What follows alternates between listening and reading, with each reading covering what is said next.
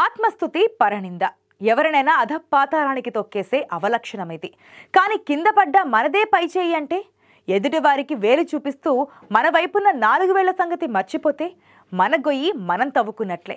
ప్రజలు తిరస్కరించాక కూడా ఎక్కడో ఏదో పొరపాటు జరిగిందని బుకాయిస్తూ వచ్చిన వారికి తత్వం బోధపడుతున్నట్లుంది. కానీ నిజాయితీగా ఆత్మవిమర్శ చేసుకోవడానికి అహం ఇంకా కాస్త అడ్డుపడుతోంది. పార్లమెంట్ ఎన్నికల సన్నాహక సమావేశాల్లో భాగంగా జరుగుతున్న అసెంబ్లీ ఎన్నికల పోస్ట్ మార్టంలో అన్యోపదేశంగా ప్రత్యాతాప ధోరణి కనిపిస్తోంది.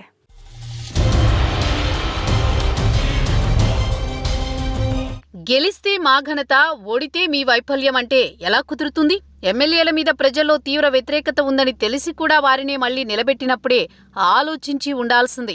సామాన్య కార్యకర్తలకు తమకు మధ్య అడ్డుగోడలెవరో ముందే గుర్తించి ఉండాల్సింది. ఎమ్మెల్యేలను చూసి కాదు, అధినేతను చూసి ఓటేస్తారన్న ధీమాతోనే కదా అంత పెద్ద రిస్క్ తీసుకుంది.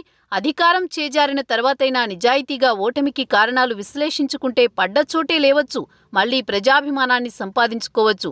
అలా కాదని అంతా మీరే చేశారని ఎదుటివారినే నిందిస్తే మరి మీరు చేసిందేమిటని అవతల నుంచి కూడా అలాంటి స్పందనే రావచ్చు.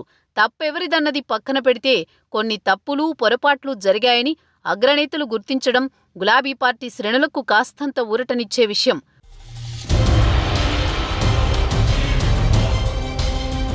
ఒక శాతం ఓట్ల తేడానా, 1.5% ఓట్ల తేడానా అన్నది ప్రశ్నే కాదు. ఒక సీటు తేడాతో గెలిచినా గెలుపు గెలిపే, ఓటమి ఓటమే. మొదట దాన్ని అంగీకరించాలి. కాంగ్రెస్ తప్పుడు ప్రచారాన్ని ఓటర్లు నమ్మారని నిందిస్తే అది ప్రజల విచక్షణని అవమానించడమే. సెంచరీ టార్గెట్ హాఫ్ సెంచరీ కూడా ఎందుకు కొట్టలేకపోయిందన్న దానిపై జరగాలి ఆత్మ పరిశీలన.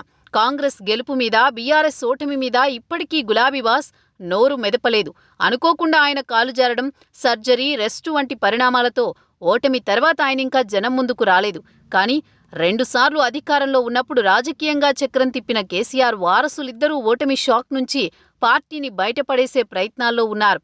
అసెంబ్లీ ఎన్నికల ఓటమి భారాన్ని లోక్సభ ఎన్నికల్లోనైనా దించుకోవాలనుకుంటున్నారు.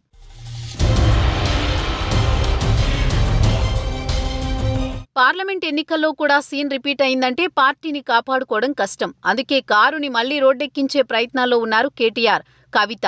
నెల క్రితం కొలువుదీరిన కాంగ్రెస్ ప్రభుత్వాన్ని అప్పుడే ఆడిపోసుకుంటే లాభం లేదని బీఆర్ఎస్ నేతలు గ్రహిస్తున్నట్లుంది. అందుకే ముందు మన ఇంటిని చక్కదిద్దుకుంటే ఎదురింట్లోకి తర్వాత తొంగి చూడొచ్చనుకుంటున్నారు. నిజామాబాద్ లోక్సభ రివ్యూలో BRS MLC Kalvakuntla Kavitha reaction party శ్రేణులను ఆలోచనలో పడేస్తోంది. మాజీ ఎమ్మెల్యేలపై ఆ మీటింగులో ఫైర్ అయ్యారు కవిత. తనకు, కార్యకర్తలకు మధ్య కొందరు నేతలు అడ్డంకులు సృష్టించారని ఆగ్రహించారు. నిజమే, కవిత విషయంలోనే కాదు, కేసీఆర్, కేటీఆర్ విషయంలోనూ ఇదే జరిగిందన్నది పార్టీలో ఓపెన్ సీక్రెట్. కాకపోతే ఆ విషయాన్ని ఆలస్యంగా ఓటమి తర్వాత గుర్తిస్తున్నారంతే.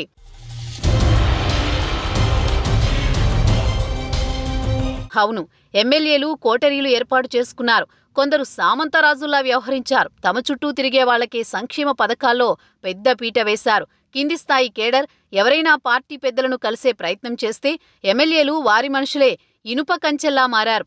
సామాన్య ప్రజల్లో జెండా మూసిన కార్యకర్తల్లో అసంతృప్తి అంతకంతకు పెరిగిపోతూ పోయింది. అదే అసెంబ్లీ ఎన్నికల్లో పార్టీ కొంపముంచింది.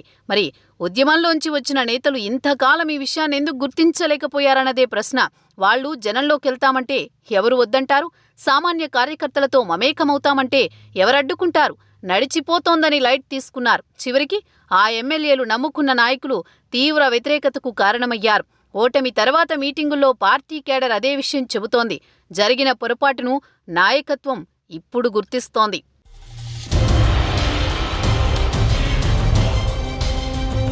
తెలంగాణ ఉద్యమంలో బీఆర్ఎస్కు అండగా నిలబడ్డ నిజామాబాద్ జిల్లాలో ఓటమిపై నేతలు ఆత్మపరిశీలన చేసుకోవాలన్నారు ఎమ్మెల్సీ కవిత. నిజామాబాద్ ఎంపీ సీటు గెలిచి అధినేతకు గిఫ్ట్గా ఇవ్వాలంటున్నారు. 2019లో స్వయంగా తానెందుకు ఓడిపోవాల్సి వచ్చిందో అప్పుడే సీరియస్గా పోస్ట్ మార్టం చేస్తుంటే ఈ పరిస్థితి వచ్చేది కాదన్న చర్చ కూడా పార్టీలో ఉంది.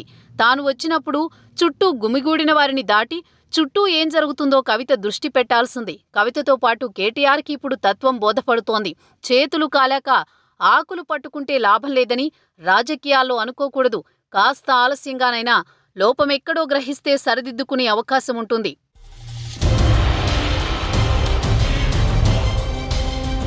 కవితే కాదు, ఈ మధ్య జహీరాబాద్ పార్లమెంటు సన్నాహక సమావేశంలో కూడా అలాంటి వ్యాఖ్యలే చేశారు కేటీఆర్.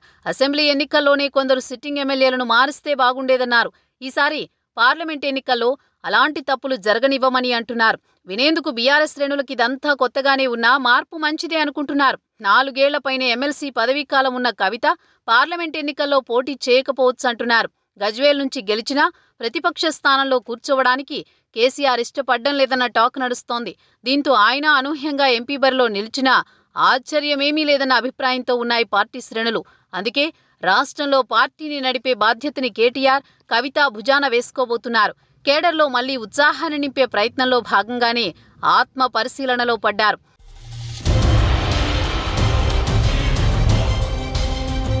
బీఆర్ఎస్ ఓటమికి కేవలం సిట్టింగ్ ఎమ్మెల్యేలను, కింది స్థాయి నేతలను నిందించడం సరికాదన్న వాదన కూడా వినిపిస్తోంది. ఎన్నికల సమయంలో గులుగుడే గుద్దుడే అంటూ కేటీఆర్ చెప్పిన మాటలను పార్టీ నేతలు గుర్తు చేసుకుంటున్నారు. లిక్కర్ స్కామ్లో కవిత పేరు రావడం కూడా పార్టీని నైతికంగా బాగా నష్టపరిచిందన్నది కొందరి మాట. కర్ణుడి చావుకి 1,00,000 కారణాలన్నట్లు ఓటమికెన్నో కారణాలున్నా గెలుపోటములు రాజకీయాల్లో సహజమని బీఆర్ఎస్ అంగీకరిస్తోంది. ఆ పార్టీలో ఇప్పుడు ఆత్మ పరిశీలన మొదలైంది. కారు మళ్లీ రోడ్డెక్కాలనుకునే కేడర్కి ఈ పరిణామం కొంతలో కొంత ఊరటనిస్తోంది.